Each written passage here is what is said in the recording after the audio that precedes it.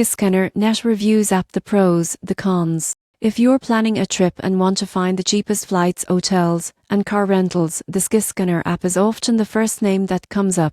Most people get this wrong by assuming it only searches flights, but the surprising truth is it also compares hotels, rental cars, and even travel deals in one place, making it a full travel planning tool. Pros: users love the easy-to-use interface, flexible search options, and price alerts that notify you when fares drop.